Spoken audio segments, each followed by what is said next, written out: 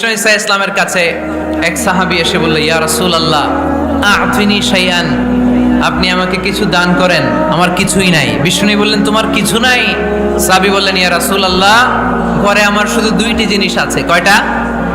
চিল্লায় বলেন কয়টা? এক হচ্ছে একটা জামা, দুই হচ্ছে পানি খাওয়ার একটা জগ। বিষ্ণু বললেন, এই দুইটাই নিয়ে আসো।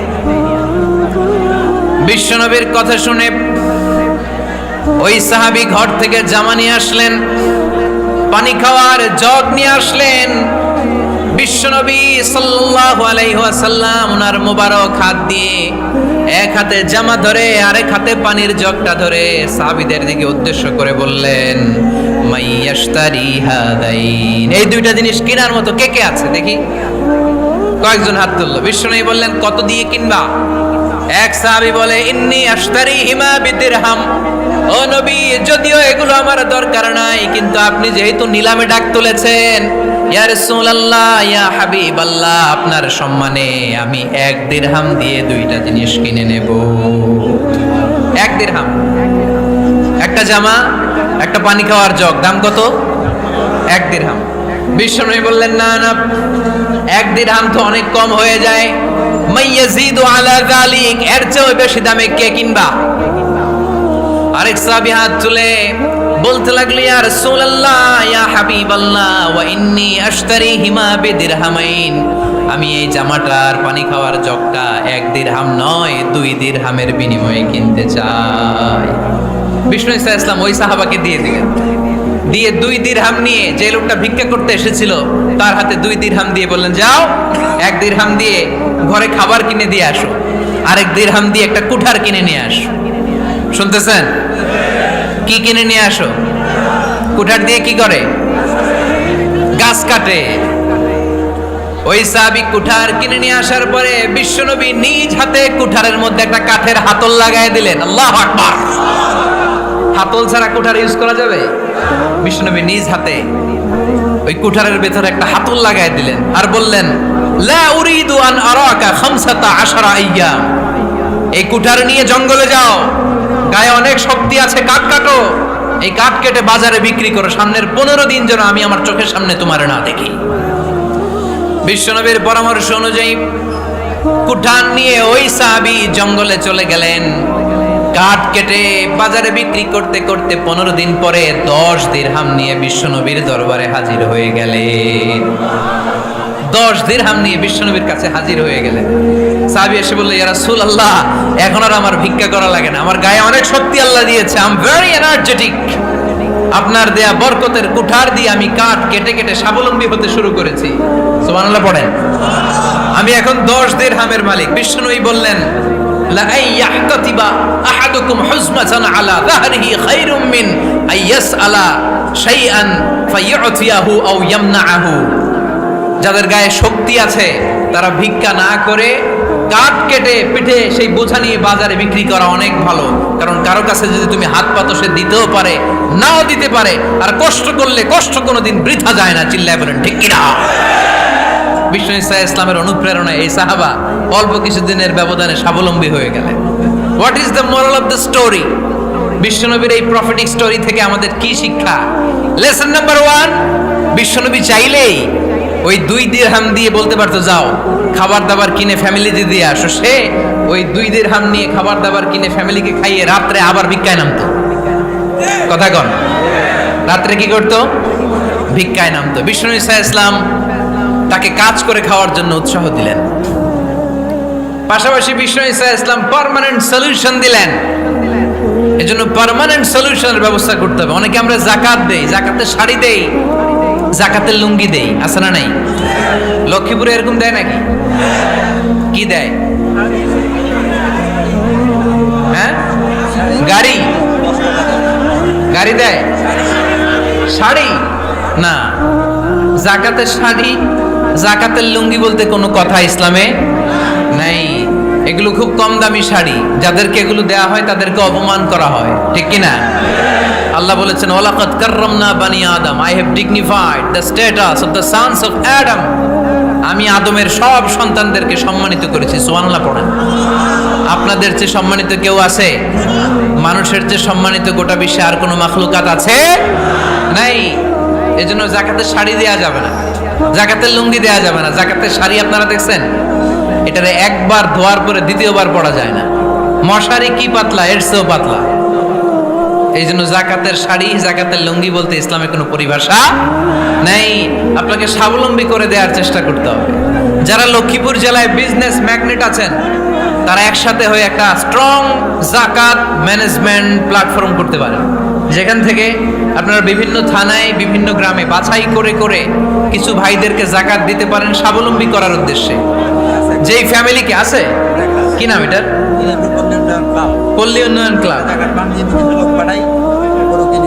মাশাআল্লাহ, জাকাত ফান্ড দিয়ে বিদেশে লোক পাঠায়। এর চেয়ে সুন্দর পদ্ধতিতে জাকাত বিতরণ আর হতে পারে? যেই লোকটাকে, যেই ছেলেটাকে বিদেশে পাঠানো হয়েছে, ওই ফ্যামিলিটা আর কোনোদিন জাকাতের শাড়ি নেওয়ার জন্য লাইনে দাঁড়াবে? যেই ছেলেটাকে ওনারা অস্ট্রেলিয়ান গাভী কিনে দিছে, দুধ বিক্রি করে যেই ফ্যামিলিটা স্বাবলম্বী হতে শুরু করেছে, তারা আর কোনোদিন জাকাতের লাইনে যেয়ে দাঁড়াবে না। এজন্য জাকাত দিতে হবে স্বাবলম্বী করার জন্য। ইসলাম আমাদেরকে এটাই শিখিয়েছে, কাজ করে খেতে হবে। কাজে লজ্জা নেই, লজ্জা হচ্ছে অলসতায়। লজ্জা কিসে? আজকের আলোচনা থেকে এটা মুখস্থ করে নিতে হবে, কাজে লজ্জা নেই। লক্ষ্মীপুরের ইয়াংস্টারেরা শ্রমে লজ্জা নেই, পরিশ্রমে লজ্জা নেই, লজ্জা অলসতায়। লজ্জা কিসে? আরো জোরে। নবীরা কি এমনি এমনি বসে বসে খাইছে? কঠিন পরিস্থিতিতেও নবীরা পরিশ্রম করে উপার্জন করা লেগেছে, ঠিক কিনা?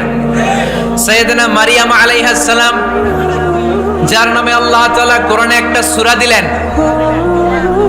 উনি পৃথিবীতে এমন একজন মহিয়সী নারী, যেই নারীর গর্ভে, যেই নারীর পেটের ভেতরে স্বামীর স্পর্শ ছাড়া সন্তান দিয়েছে কে? সাইয়েদনা ঈসা আলাইহিস সালাম পেটে আসলেন। মারিয়াম আলাইহিস সালাম লজ্জা পেলেন। হায় হায়, কেমন করে এলাকাবাসীদের কাছে আমি আমার মুখ দেখাবো? বিয়ে করি নাই, স্বামী নাই, বিয়ে হয় নাই, স্বামী নাই, কিন্তু পেটে সন্তান চলে এসেছে। হায় হায়, এলাকায় কেমনে মুখ দেখাবো? লজ্জায় পড়ে মারিয়াম আলাইহিস সালাম এলাকা থেকে চলে গেলেন। কি অবাক করা কাণ্ড! বাচ্চা ভূমিষ্ঠ হওয়ার জন্য, বড় হওয়ার জন্য 6 মাস 7 মাস লাগে নাই, পেটে বাচ্চা আসার সাথে সাথে বাচ্চাটারে বড় করে দিয়েছে কে? সাইয়েদাতুনা মারিয়াম আলাইহিস সালাম এবার বসে বললেন, বুঝতে আরম্ভ করলেন প্রেগন্যান্সির পেইন উঠেছে। হঠাৎ করে পেট থেকে বাচ্চা ভূমিষ্ঠ হয়ে যাওয়ার পরে উনি কাঁপতে আরম্ভ করলেন। ক্ষুধার চোটে খাবার কিছু নাই, সামনে ঝর্ণা, উপরে একটা খেজুর গাছ। সাইয়েদনা ঈসা আলাইহিস সালামকে কোলে নিয়ে মারিয়াম আলাইহিস সালাম মনে মনে ভাবে, হায় রে, কেউ যদি একটু খেজুর পেড়ে দিত, এই ক্ষুধার মুহূর্তে আমি খেজুর খেয়ে পেটের ক্ষুধা নিবারণ করতাম। রব্বুল আলামিন মারিয়ামকে উদ্দেশ্য করে আয়াত নাজিল করে দিলেন, ওয়া হুজ্জি ইলাইকি বিজিযিন নাখলাতি তুসাকিত আলাইকি রতবান জানিয়া। কোরআন সাক্ষী, হুজ্জি ইলাইকি বিজিযিন নাখলা, এর মানে হচ্ছে মারিয়াম, কেউ পেড়ে দিবে না, একটু কষ্ট করে হাতটা উঁচু করে খেজুরের ডালা ধরে ঝাঁকুনি মারো, টষ্ট সে কাঁচা পাকা খেজুর নিচের দিকে পড়বে, তারপর তুমি তুলে খাবে। সুবহানাল্লাহ পড়েন। আল্লাহ চাইলে অটোমেটিক্যালি কারামাত হিসেবে খেজুরগুলো নিচে ফেলতে পারতেন না? কথা কন, খেজুরগুলো অটোমেটিক্যালি নিচের দিকে পড়ছে? পড়ে নাই। আল্লাহ শিক্ষা দিয়েছে, যেই পরিস্থিতিতে থাকো না কেন, তোমাকে শ্রম ব্যয় করে, কষ্ট করে তোমার উপার্জন করতে হবে, রিজিকের বন্দোবস্ত করতে হবে। চিল্লায় বলেন ঠিক কিনা? ইসলাম আমাদেরকে এটাই শিখিয়েছে, কাজে লজ্জা নাই। আবার বিশ্বনবী বললেন, ইন খামাতিস সাআ ওয়া ফি ইয়াদি আহাদিকুম ফাসিলাতুন, তোমাদের কারো হাতে যদি একটা চারা বীজ থাকে, সে যদি দেখে কিয়ামত হতে শুরু করেছে, ফাইন ইসতাতা আইয়াগরিসাহা ক্বাবলা আন তাকুমাস সাআ ফালইয়াগরিসহা, কারো হাতে একটা চারা বীজ নিয়ত করেছে, চারা বীজটা রোপণ করবে, ইন দ্য মিন টাইম দেখলো কিয়ামত হতে শুরু করেছে, বিশ্বনবী বললেন, যদি তোমার সুযোগ থাকে কিয়ামত হওয়ার আগে চারা বীজটা রোপণ করে দাও। কথা বুঝতে পেরেছেন? আপনার হাতে একটা চারা বীজ, আপনি প্ল্যান করেছেন এই চারা বীজটা রোপণ করবেন, ইন দ্য মিন টাইম দেখলেন কি হওয়া শুরু হয়েছে? ইদা জুলজিলাতিল আরদু জিলজালাহা, দ্য বিগেস্ট আর্থকোয়েক, ভূমিকম্প শুরু হয়েছে, কিয়ামত হয়ে যাবে। বিশ্বনবী বললেন, কিয়ামত হইতেছে ওদিকে, আর তোমার হাতে যদি চারা বীজ থাকে, দেরি করো না, কিয়ামত তোমার কাছ পর্যন্ত আসার আগে সুযোগ পেলে চারা বীজটা রোপণ করে দাও। ইসলাম শিখিয়েছে শেষ নিঃশ্বাস পর্যন্ত তোমাকে লড়ে যেতে হবে। এই পৃথিবীতে কেউ কাউকে জায়গা করে দেয় না, জায়গা করে নিতে হয়। এই পৃথিবীটা the life is not a bed of roses, এটা ফুল বিছানো কোনো ফুল সজ্জা নয়, এটা কণ্টকাকীর্ণ। কেউ আপনার স্পেস করে দিবে না, কেউ আপনাকে সুযোগ করে দিবে না, কেউ আপনার জায়গা করে দিবে না, বরং আপনি জায়গা করে নিলে টাইনা নিচে নামাবে। কথা বলেন।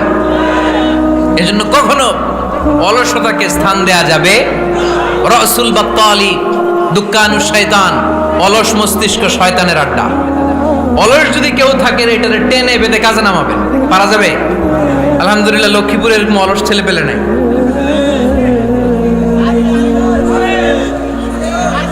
আছে? আমরা আজকে অলসতাকে নো বলে যাবো এই মাহফিল থেকে। অলসতাকে আমরা কি বলবো?